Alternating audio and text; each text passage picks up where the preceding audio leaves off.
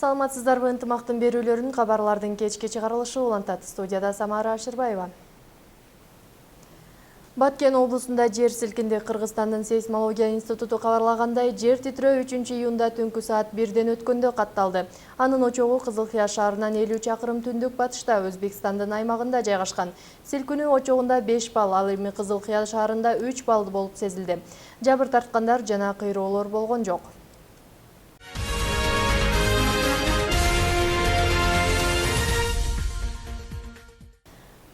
Кадамжай районунун Майдан айылында түнкү саат 1 чамасында ДАМАЗ жеңил унаасы Исфайрам дарыясына түшүп кеткен. Өзгөчө кырдаалдар министрлигинен билдиргендей, машинада 3 адам болгон, 2 жүргүнчү аман калды. 32 жаштагы айдоочу табылбай жатат. Дагы бир жол кырсыгы таңга маал 6:15 Ош Баткен Исфана жолунда жүз берди. Toyota Ipsum үлгүсүндөгү унаада бараткан 7 адам ар кандай деңгээлде жараат алышты.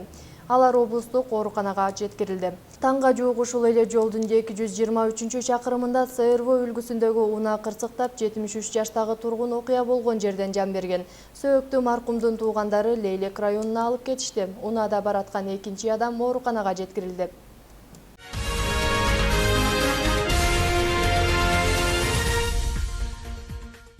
Жогорку кеңеш өлкөдө мамлекеттик лотереядан башка лотереялык ишмердүүлүккө тыюу салынган мыйзам долбоорду биринчи окууда кабыл алды. Мыйзам долбоордун демилгечилери өлкөдө казинолор менен букмекерлер жабылган соң, алардын ордун лотереялык оюндар басып, көптөгөн адамдардын турмушун бузуп жатканын билдиришүүдө. Буга байланыштуу мамлекеттик тираждык лотереядан башка лотереяларга тыюу салууну карайт. Буга чейин өлкөдө казино жана букмекерлердин иштөөсүнө тыюу салынган мыйзамдар кабыл алынган эле.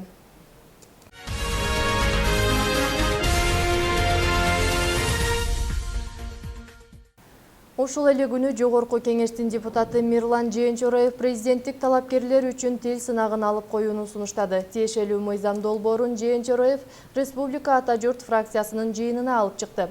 Анда шайлоо жөнүндө мыйзамга өзгөртүү киргизүү менен мамлекеттик тилди билүү боюнча сынакты алып коюу каралган. Демилгечи мындай өзгөртүүнү жарандардын конституциядагы шайлоо жана шайлануу укугун камсыз кылууга байланыштуу түшүндүрөт. Бүгүнкү жыйын учурунда көпчүлүк депутаттар мындай сунушка каршылыгын билдиришти. Шайлоо мыйзамына ылайык президенттикке талапкер мамлекеттик тилди билүү боюнча сынактан өтүүгө милдеттүү.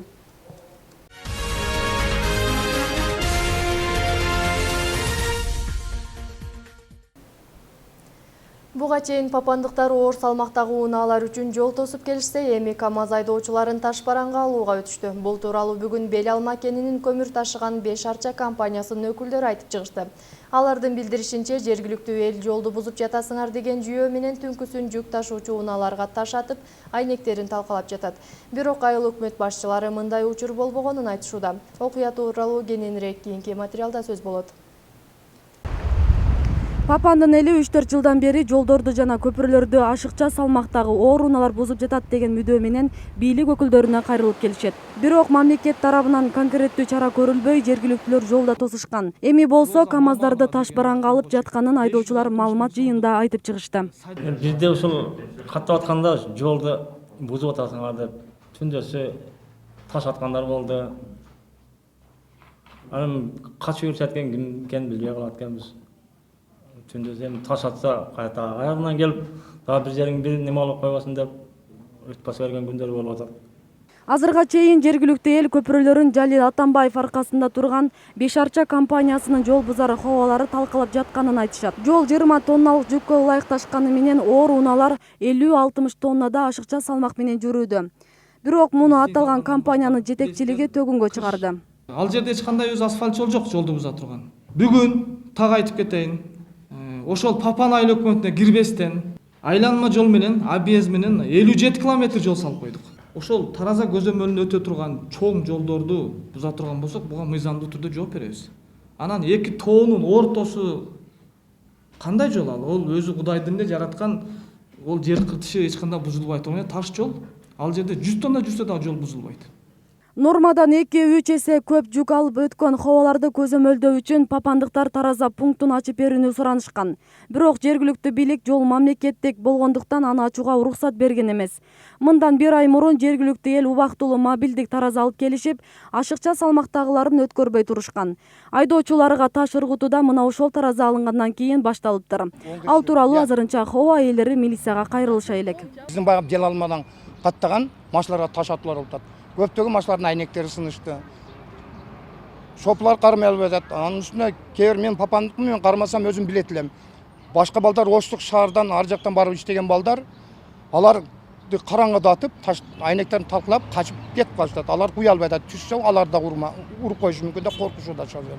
Папан айыл өкмөтү билдиргенде 2-3 ай мурун эл жол тоскон учурда КАМАЗдарды таш бараңга алган фактылары катталган. Андан кийин жергиликтүү тургундарга жол тоспоо жана хоба айдоочуларына каршылык көрсөтпөө тууралуу түшүндүрүү иштери жүргүзүлгөн. Учурда тургундардан эч кандай ашыкча аракеттер байкала элек. Жол тосуулар болгон буга чейин. Андан кийин бул мамлекеттик жол болгондуктан биз түшүндүрүү иштерин жүргүзүп, азыркы убакта бул жүк ташуучу машиналар каттуу жүрүп жатат. Жол тосуулар жок азыр. Азыркы убакта андай нерселер катталып элек, машиналар күнү-түнү эле өтүп атышат. Айыл өкмөттөн кошумчалашкандай, азыр экотехинспекция жолдордогу норманы текшеришүүдө. Текшерүү иштери аяктаган соң жыйынтыгына карап чара көрүлөт. Эгер жүк ташуучу унаалар көрсөткөн салмактан ашыкча ташыганы аныкталса, компаниялар жоопко тартылат.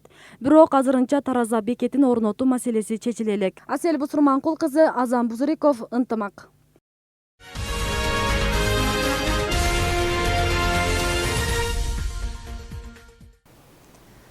Автоунааларга жаңы үлгүдөгү номерлар Ош шаарында да бериле баштады. Жаңы номерде атайын коргоо белгилери күчөтүлүп, эл аралык стандарттарга ылайыкташтырылган. Номер 3 тамга 3 сандан турат. Ар бир аймактын белгиси тамга менен эмес, сан менен көрсөтүлгөн. Экинчиси бул башка жактан транспорт каражатын алып келсе, биз ушул номерден беребиз. Себеби уже эски номерден чыккан үлгүдөгү номер жок бизде, уже завод токтолгон. Азыр жаңы заводдо Кыргызстан ушул номер чыгара баштады. Ушуларды беребиз. Анан жоголгон учурда ушулардын ордуна дагы ушу жаңы номерлерди беребиз да. Автоунаалардын жаңы үлгүдөгү номерлери тууралуу материалдын толук версиясын кабарлардын жыйынтыктоочу чыгарылышыбыздан көрө аласыздар. Мен сиздер менен коштошом, кечиңиздер көңүлдүү улансын.